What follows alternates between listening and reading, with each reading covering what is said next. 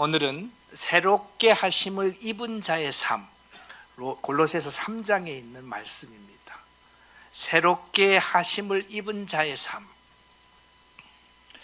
여러분, 판사가 법복을 잊지 않고 판결을 하면 어떤 문제가 생길까요? 혹시 그거 보셨나요? 판사인데 법복을 잊지 않고 재판을 하는 모습을 봤나요? 여러분 못 봤을 겁니다. 의사가 의사 가운을 입지 않고 수술을 한다. 그걸 보셨나요? 의사가 의사 가운을 입지 않고 제가 입는 이 옷을 입고 수술한다면은 환자들이 아마 거부할 거예요. 맞잖아요, 그죠? 119 소방수가 소방관이 입는 옷을 입지 않고 제가 입는 양복을 입고 불을 끌어간다? 가능할까요? 오늘은 그 옷 이야기를 한번 해보도록 하겠습니다. 고린도전서 1장에서는 이와 같은 것으로 우리들에게 이야기를 하고 있습니다. 만세에 감춰진 영광의 비밀을 우리한테 이야기를 하고 있습니다.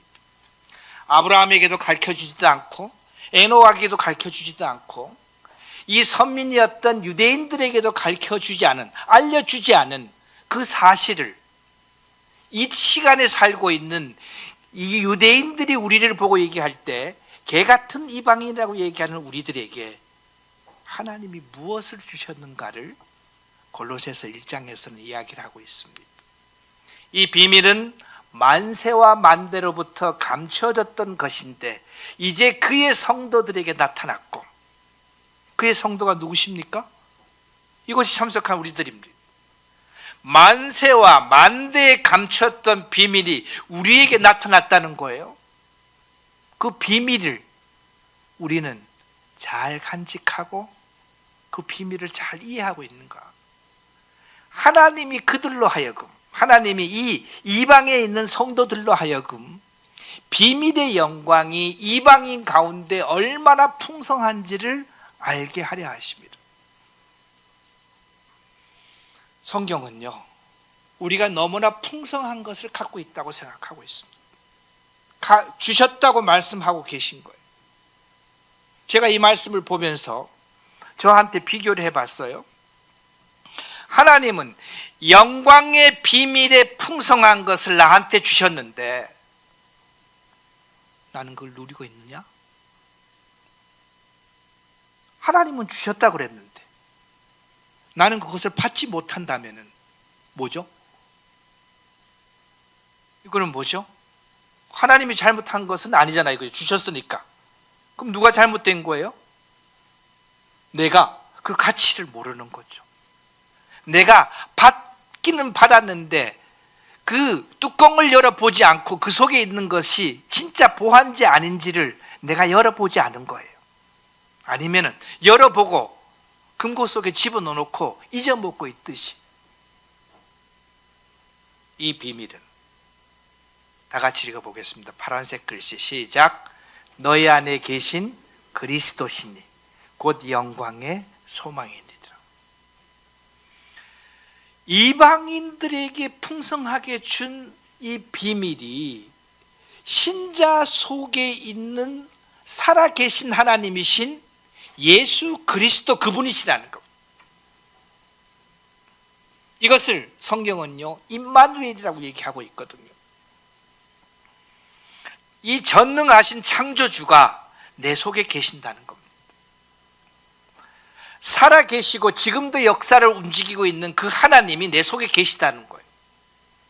마지막 날 이 만국을 철장으로 다스리시고 새하늘과 새 땅에서 영원한 나라를 우리에게 제공하실 그분이 그때 오시는 것이 아니고 언제 오셨다고요? 지금 우리 속에 계시다고요? 사랑하는 성도님들과 저가요, 이 사실을 깊이 생각할 수 있는 하나가 되기를 바랍니다. 하나님은요 우리에게 풍성한 복을 우리에게 주셨다고 했습니다. 이 복을 우리가 누릴 수 있는 2024년도 되기를 간절히 바랍니다. 제가 12월 달 어떻게 하다 보니까는 강단에서 서서 이 설교할 시간이 한 번도 없었어요. 그래서 한 달 만에 무엇으로 새해를 열을까 생각하다가 에베소서 골로새서 말씀을 보면서 이 말씀이 저한테 도전이 되었습니다. 박용신, 너는 하나님께서 주신 이 놀라운 축복을 얼만큼 누리고 있니? 성도라며. 더구나 이 목회를 하는 일꾼으로서 너는 얼마만큼 누리고 있니? 거기에 대한 도전이 생겼고요. 그것을 더 알아보기로 했습니다.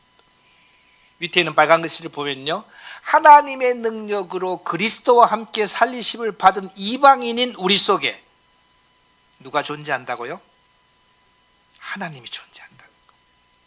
살아계신 하나님이 존재한다는 거예요. 그 하나님이요, 저한테 뭔가를 이야기를 하고 싶은 거예요. 뭔가를 같이 하자고 지금 현재 나한테 손을 내밀기도 합니다. 잘못됐을 때는요, 잘못됐다고 책망도 하시고 계시는 그분이시죠. 이게 유대인들이 그들이 4,000년 역사 속에서도 그렇게 갈망했던 임마누엘 하나님을, 그들은 하나님을 만나기 위해서는요, 몇 수십 킬로의 길을 가서 예루살렘에서 성전 안에서 보이지도 않는 그 하나님을 놓고 예배드리고 기도하고 찬양하고 마음 졸이고 있던 그와 같은 삶을 살았던 거 아닙니까?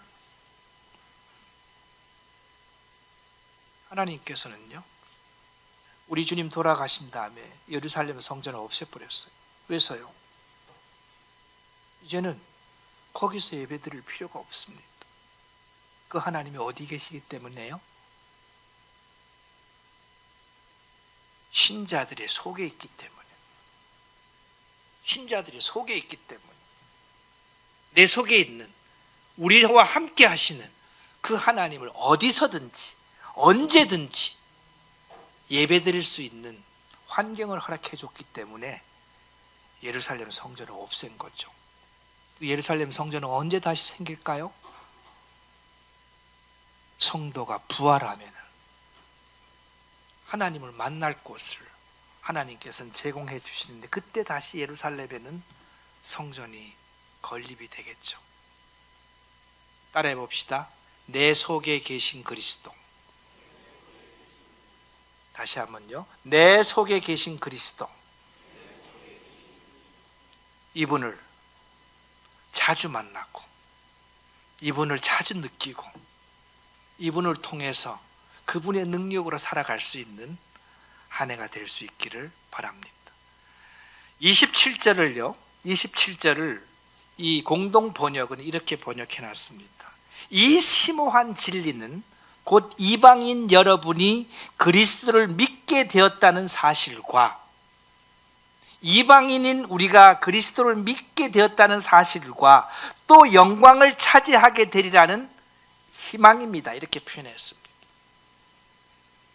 예수 그리스도께서 오시는 그날에 그리스도가 가지고 있는 그 모든 영광을 신자인 우리는, 나는 그것을 차지할 수 있다고 하나님께서 말씀하고 계십니다. 기대되시나요? 설레이시나요? 아니면은 무덤덤하신가요?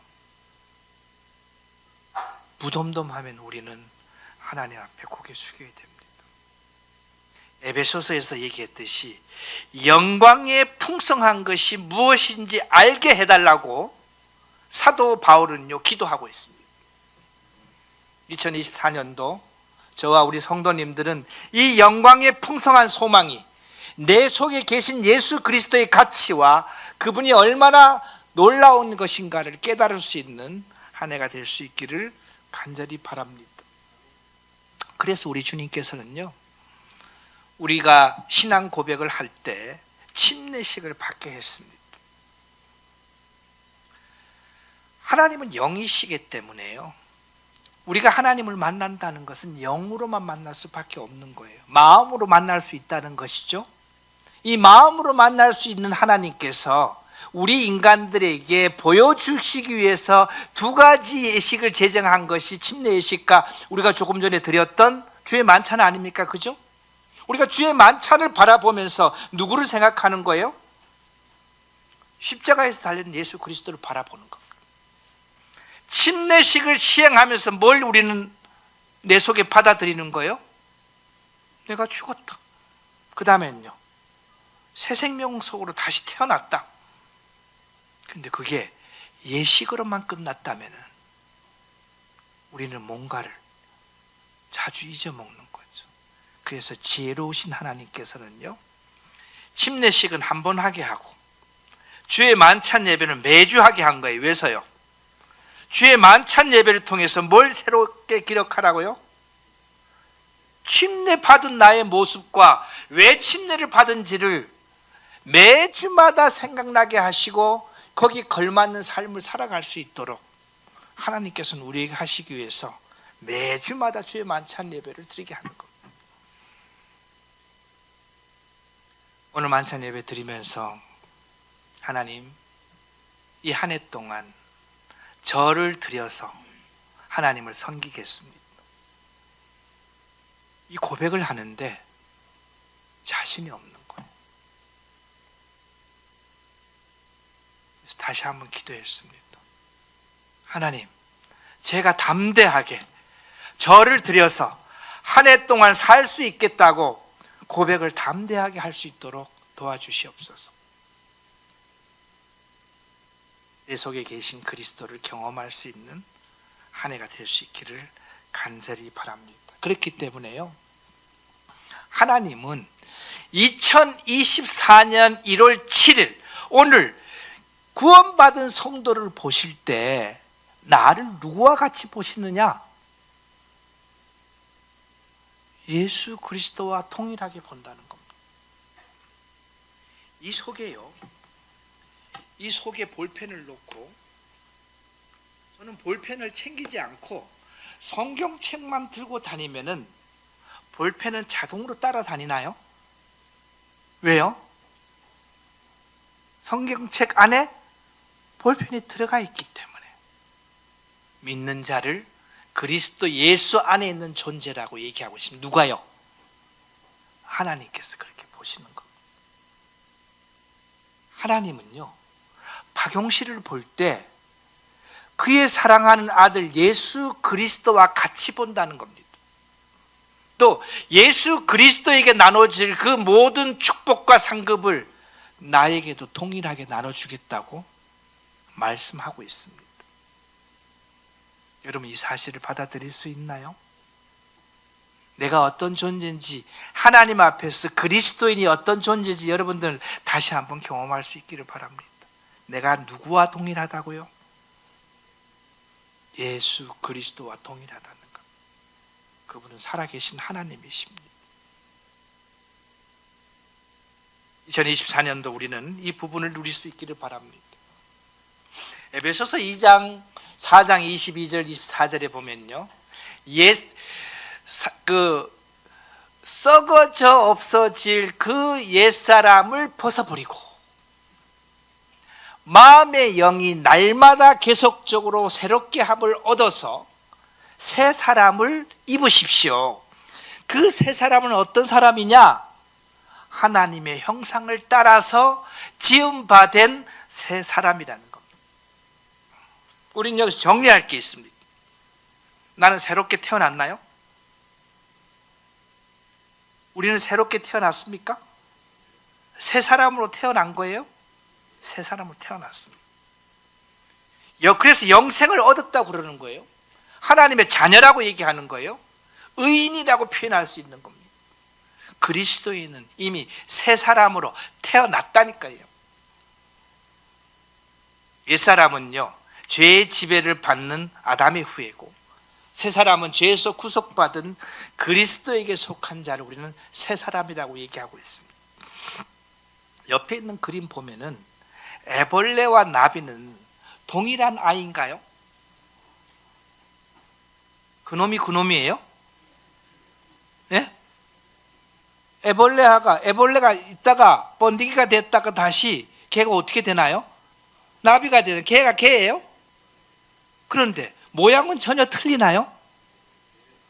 근데 똑같은 본질을 갖고 있던 이 애벌레와 나비는 전혀 다른 삶을 살아가는 것 같이 새롭게 하여라는 표현은 이 표현입니다. 박용실한 육체는요, 예수 그리스도를 믿은 다음에 변화된 것이 하나도 없습니다. 흰머리 그대로 남아있고요, 손등에 있는 검은 반점이 있으면 이 그대로 남아있는 거예요. 아무 변화가 없습니다. 애벌레와 나비는요, 외형이 바뀌었지만 그리스도인은 육체는 그대로 남아있고 뭐가 바뀌었다는 소리일까요? 속사람이 바뀌었다는 겁니다. 주인이 바뀌었다는 겁니다. 원래 주인이 한 명이 있던 삶에 한 명의 주인이 더 들어왔다는 겁니다. 그렇기 때문에 우리 보고 거듭났다고 표현하는 거죠. 나는 새 사람이 되었나요? 이미 되은 겁니다. 그런데 되려고만 하면 안 되는 거죠.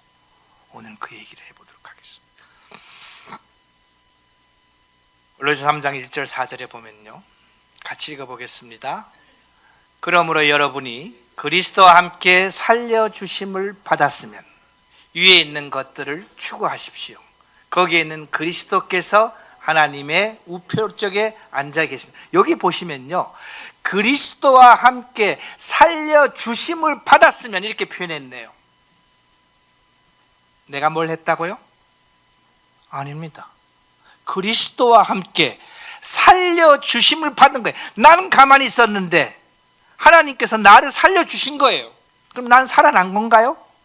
살아난 거예요. 내가 안 살아나려고 발버둥을 친다 할지라도 나는 살아난 거예요. 이미. 뭐 하는 순간에요? 예수 그리스도를 믿는 순간, 내가 느끼든 못 느끼든 버티려고 하든 안 버티든가 난 이미 살아났다는 겁니다. 그 다음에 읽어보겠습니다. 여러분은 이미 죽었고 여러분의 생명은 그리스도와 함께 하나님 안에 감춰져 있습니다. 여기서 보면요, 우리들의 생명은, 새로 거듭난 생명은요, 그리스도와 함께 누구 안에 감춰져 있다고요? 하나님 안에 감춰져 있다는 겁니다. 예수 믿는 그리스도인들이 우리의 생명이 영원한 나라까지 그분에게 속했다는 겁니다.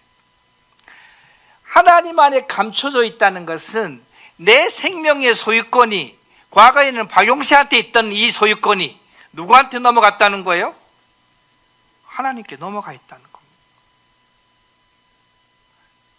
제가 하나님 아직도 제 건데요, 이렇게 얘기한다 할지라도 이미 소유권은 넘어갔다고요? 여러분, 이렇게 얘기해 보십니다. 제가 가지고 있는 집을 돈을 얼마 받고 팔았네요. 돈도 받고 등기도 이전해주고 다 해줬어요. 그리고 먼 날 와갖고 이게 내 집인데 그럼 어떤 일이 일어날까요? 그리고 남 사는 데 가서 펄떡 문 열고 이게 내 집인데 하면 어떻게 할 거예요? 미쳤다 그럴 거 아니에요. 소유권이 넘어갔다고요? 내 생명에 대한 소유권이 넘어가 있다고요?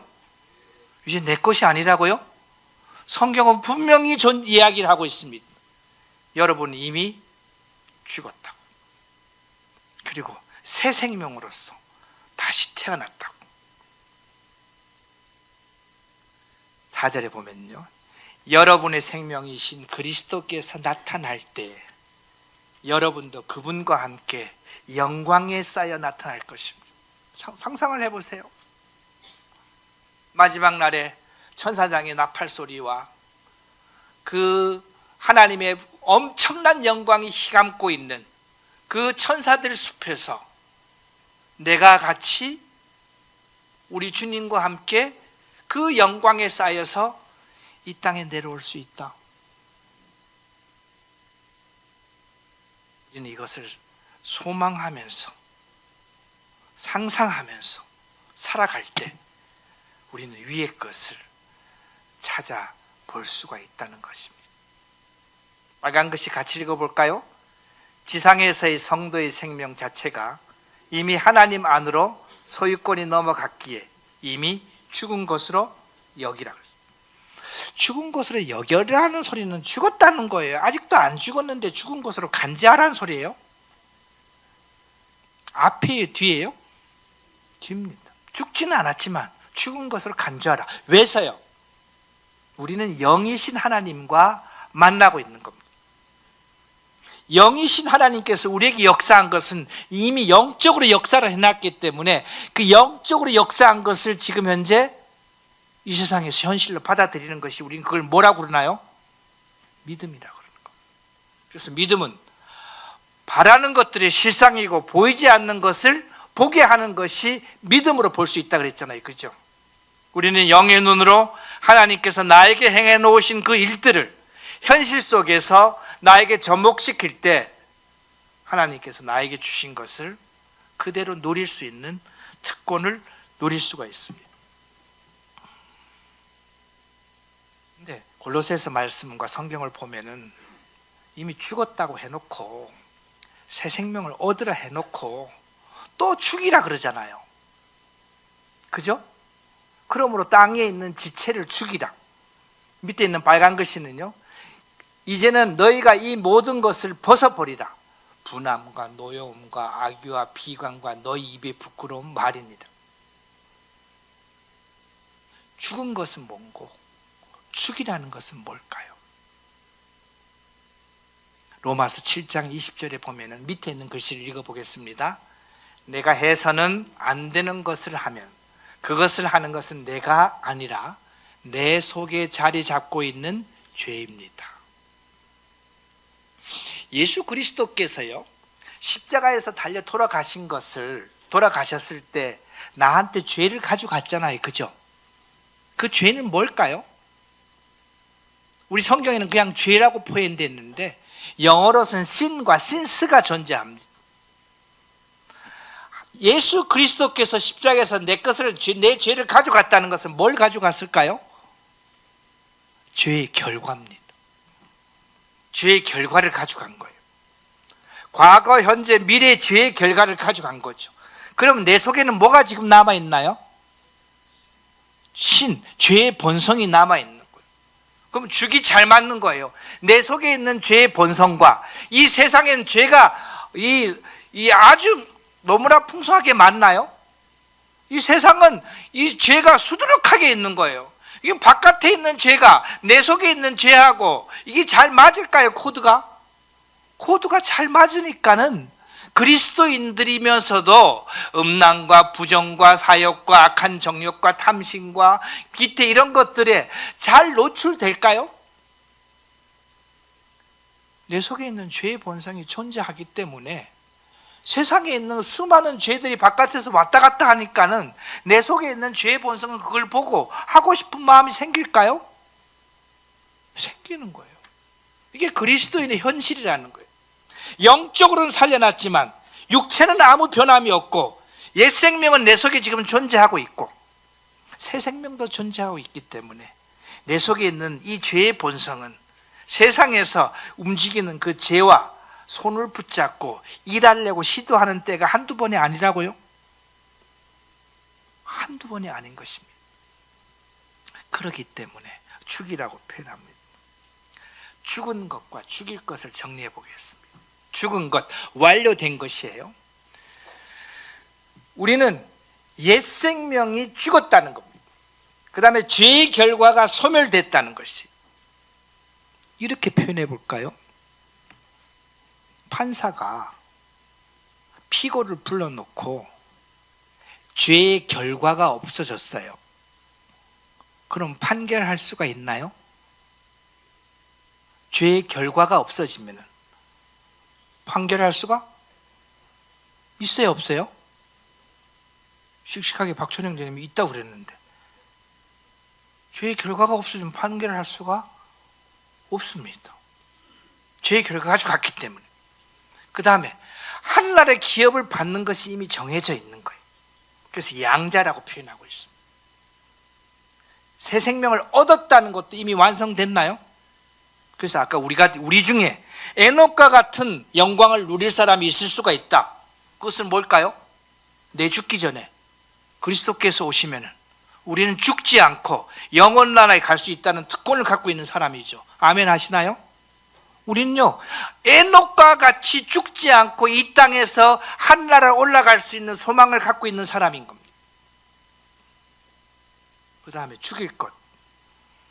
아담으로부터 받은 육체는요, 예수 믿는 거하고 상관없이 그대로 보존되고 있습니다.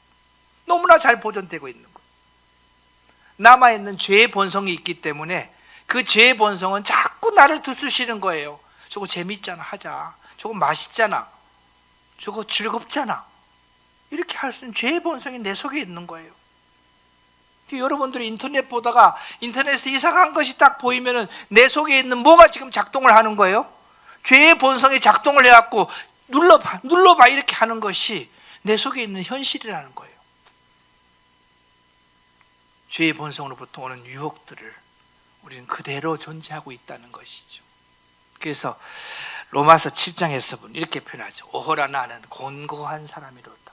이 사망의 늪에서 나를 건져낼 자가 언제쯤 건져내실까요? 우리는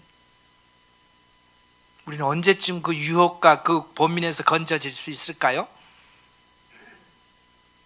육체를 벗어나는 순간까지.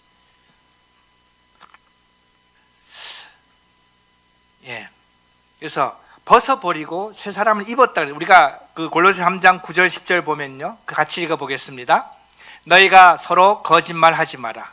옛사람과 그 행위를 벗어버리고 새 사람을 입었으니 이는 자기를 창조하신 이의 형상을 따라 지식에까지 새롭게 하심을 입은 자니라. 여기는 보니까요, 새 사람을 입었으니까 새롭게 하심을 입은 자이라 이렇게 표현했습니다. 그리고 새롭게 하심을 계속적으로 입으라고 표현합니다. 신분적으로는요, 변화된 신자가 그리스도를 영접한 이후에 이미 하나님의 형상이 그 신자에게 회복되기 시작했습니다. 새 생명이 탄생한 거죠. 우리 속에서 새 생명이 지금 자라고 있나요? 자라고 있습니다. 이후에도 신자는요, 지속적으로 새롭게 되는 과정을 통해서 하나님의 형상을 닮아가기를, 하나님의 형상이 회복되기를, 아담에게서 벌어졌던 그 형상이 나의 삶 속에서 회복되기를 계속해가는 과정을 지금 살아가고 있는 것입니다. 여기서 그래서 새 사람은요, 그리스도 안에서 확실한 연합을 통해서 얻은 신분이에요. 하나님의 아들이 된 거예요. 의인이 된 것이에요. 성도가 된 것이에요. 영생을 얻은 것이에요. 새롭게 되어는요, 이미 있는 모습으로 변화되어 가는 신자의 지금 현재의 삶의 과정입니다. 이것을 움직이는 사람은 누구일까요? 주체가? 하나님이 그렇게 하십니다. 세 번째 본 삼위일체 하나님의 사역으로 하나님은 아들을 통해서 새 창조 사역으로 창조된 새 인간성을 입으라고 부르시고, 성령은 신자가 계속 자라고 한다. 여기서 보면요, 옷 입다 이렇게 표현했어요. 아담과 하와가 범죄했을 때 아담과 하와가 이 무화과 나무 잎으로 치마를 만들었을 때 하나님께서 어떻게 했나요? 그것을 벗어버리고 뭘 입으라고요? 가죽옷을 입으라. 그러니까는 내가 만들어 입은 것은 벗어버리고 하나님께서 만들어 주신 것으로 바꿔 있는 것, 즉 하나님의 새로운 창조의 관계를 시작을 알리는 그와 같은 것이 창세기 3장에 존재하는 것이죠. 요 우측의 그림에 보면은 바닥에 벗어 던진 것이 뭐나요? 무화과 잎으로 만든 치마예요. 지금 현재 아담이 입고 있는 것은 무슨 옷인가요? 하나님께서 만들어 주신 가죽옷을 입고 있습니다. 그리스도를 영접하고 변화된 성도의 모습이 마치 때 묻은 옷을 벗어 던지고 새로운 옷으로 갈아입고 매일 지속적으로 갈아입는 모습을 말하고 있다라고. 제사장은요, 이 제사장 이 옷을 입지 못하고는 제사장 직무를 수행할 수가 있을까요? 수행할 수가 없습니다. 그래서 로마인들은요, 제사장들을 통제하기 위해서 무엇을 관리했는가 하면은, 로마인들은요, 제사장의 옷을 별도로 관리해 줬습니다. 관리해 준 게 아니고요, 옷을 별도로 감금해 놓은 거예요. 여차하면 옷을 안 주면은 저 제사장들은 할 수 있는 게 하나도 없다는 것을 로마인들은 알고 있었기 때문에, 그 제사장들의 옷을 누가 관리했느냐? 로마인들이 관리한 거예요. 근데 제사장들이 옷을 입을 때마다 이와 같이 있죠. 모시로 만든 거룩한 속옷을 입고요, 그 다음에 바깥에 그 모시로 만든 홑옷을 입어야 되고, 그 옷을 입기 전에 맨 밑에 박스 안에 있는 글을 읽어보겠습니다. 그죠? 그는 먼저 물로 몸을 씻고 나서 그 다음에 이 옷들을 입어야 한다. 매번 이렇게 할까요? 매번 이렇게 합니다. 제사장이 성전에 들어갈 때는 매번 이렇게 합니다. 제사장 의복을 입지 않으면 제사장이 아니고, 법복을 입지 않으면 판사가 아니고, 의사가 가운을 입지 못하면 수술을 하지 못하듯이 제사장의 직무를 수행하려면요, 몸을 깨끗이 입고, 누가 정한 옷을 입자고요? 하나님이 정해주신 세마포의 옷을 입었을 때 그는 비록 제사장으로서 자라갈 수 있다고 생각할 수 있습니다. 그래서 오늘은요, 이 얘기를 해보는 거예요. 여러분, 옷은 일주일에 몇 번 갈아입으시나요? 매일 갈아입나요? 박용수 형제가 이 와이셔츠를 한 2달 정도 입고 지금 현재 왔다 그러면 여러분도 어떻게 하시겠어요? 홍인숙 자매한테 눈총을 줄까요? 저를 만나기를 좀 꺼려 할까요? 네? 우리 주님은요, 벗어버리고와 입으라고 이야기를 하고 있습니다. 그런데 우리는 지금 현재 매일 새 옷을 입잖아요. 그죠? 때가 묻었으면 여러분 어떻게 하나요? 망설이나요? 때 무슨 옷을 갖고 망설이나요? 때 무슨 옷을 갖고 이렇게 포장을 예쁘게 해놓고 어디다 갖다 모셔놓나요? 여러분, 양말을, 하루 신는 양말을, 아마 저기 안병옥 형제가 이미정 자매한테 양말을 주면은 자매님이 양말을 이렇게 안아갖고 세탁기에 갖다 집어넣을까요? 그럼 어떻게 들어요? 이렇게 들잖아요. 이렇게. 왜서? 지저분하니까. 내 손에 닿기 싫으니까. 옛사람의 행위와 죄악된 삶은 신자는 죄를 질 수도 있다고요? 신자는 죄를 질 수도 있는 겁니다. 신자는 죄의 유혹을 받을까요? 죄를 받습니다. 혹여나 내 옷에 일하다가 옷에 때가 묻으면 당연히 갖다 버리잖아요. 그죠? 2024년도 내 신앙의 상태에서 죄의 때가 묻으면은 그냥 버리는 습관을, 그냥 그 순간에 회개하고 그 순간에 자백하고 그 순간에 버려지고 예수 그리스도로부터 오는 새 옷으로 매일 바꿔 입는 2024년 한 해가 되기를 바랍니다. 여러분들이요, 세탁기에다가 입었던 옷을 버리는데 주저함이 없듯이 영적으로 내 몸에 죄가 묻었을 때는 회개를 하지 않고 회개할 수 있는 한 해가 되기를 바랍니다. 그리고 회개한 다음에 말씀을 통해서, 기도를 통해서 하나님으로부터 오는 새 옷을 입을 수 있는 여러분들이 되시기를 바랍니다. 이 그림에 보면요, 이 사람은 지금 현재 옷을 지저분한 옷을 벗었나요? 뒤에 벗었어요. 누구를 통해서 옷을 다시 입나요? 예수 통해서 옷을 입듯이 2024년도 우리 내 몸에, 내 영에, 내 삶에 죄가 있으면은 벗어버리는데 주저하지 맙시다. 그 꼭 연말까지 가져가야 되나요? 주일날 주의 만찬까지 갖고 올 필요가 있나요? 즉시 버릴 수 있는 우리가 되기를 바랍니다.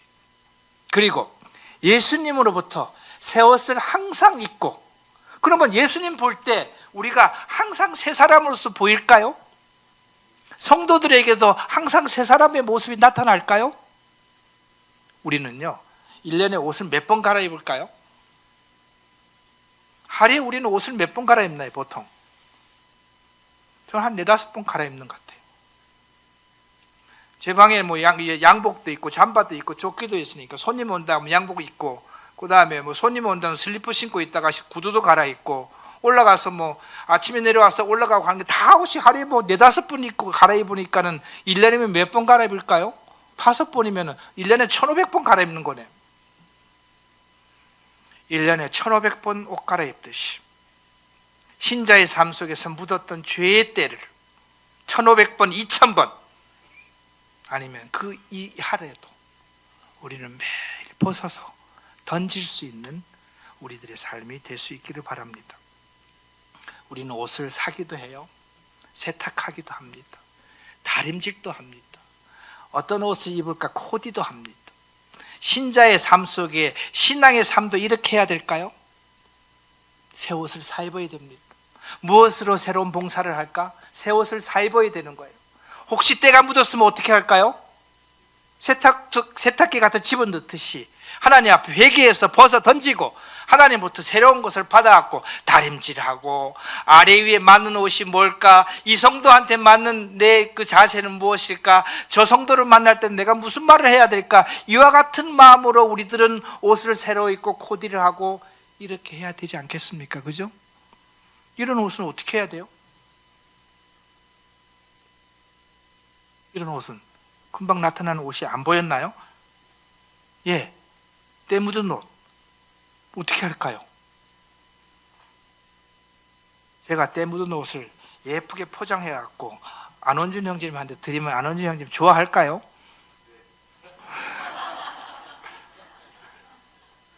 예, 바로 세탁기에 버리듯이 주저함 없이 회개할 수 있는 2024년도가 되신다면 우리는 늘 어떤 사람으로 살아갈 수 있다고요? 새 사람으로 살아갈 수 있는 우리들이 될 것입니다.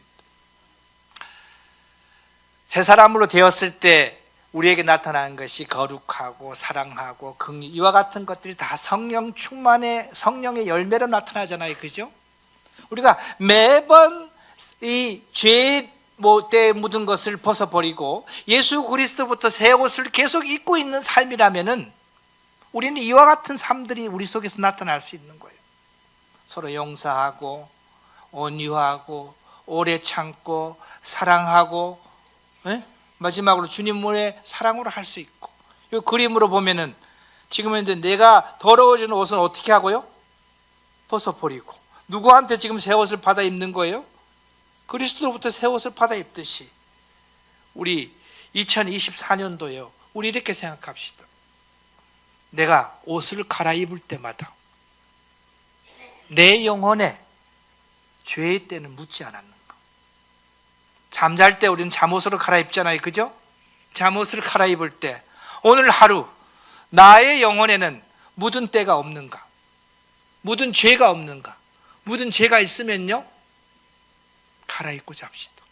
갈아입고 자는 것이 뭔가요? 회개하고 잡시다. 자백을 하고 예수 그리스도부터 평안의 옷을 입고 기쁨의 옷을 입고 안위의 옷을 입고 밤에 잠을 듭시다. 성도들과의 관계 속에서도 혹여나 막힌 담이 있으면은 그 담을 벗어 던지고 예수 그리스도의 것으로 만난다면은 우리가 2024년도 한 해 동안 우리 상상을 해보세요. 강릉 명주로교회 성도님들이 영적으로 다 때 묻은 옷만 입고 다니는 한 해가 된다면은 여러분 강릉 명절 교회가 얼마나 칙칙할까요? 그런데 매 순간 다 갈아입은 새 옷을 입고 향기 나는 옷을 입고 이 교회에서 계속 왔다 갔다 한다면 강릉 명절 교회가 얼마나 아름답고 향기로울까요? 그죠? 24시간 새 옷을 입으려고 노력할 수 있는 한 해가 되기를 바랍니다. 같이 따라하겠습니다. 나는 매일 옷을 갈아입는다. 다시 한번요. 나는 매일 옷을 갈아입는다. 2024년 이미 새 사람이 된 나는 매일매일 새롭게 되는 천상의 새 옷을 갈아입고 새롭게 된 사람으로서의 삶을 살아갈 수 있기를 바랍니다. 옷 갈아입을 때마다 이것을 생각하시기 바랍니다. 여러분 24년 동안 옷을 몇 번 갈아입을지는 모르겠지만 이 옷을 갈아입을 때마다 뭘 생각하자고요? 내 몸에 내 영에 죄의 때가 묻지는 않았느냐. 죄의 때가 묻었으면 회개하시고 벗어 던지시고 하나님으로부터 새 옷을 입고 활동할 수 있는 우리가 되시기를 바랍니다. 기도하겠습니다.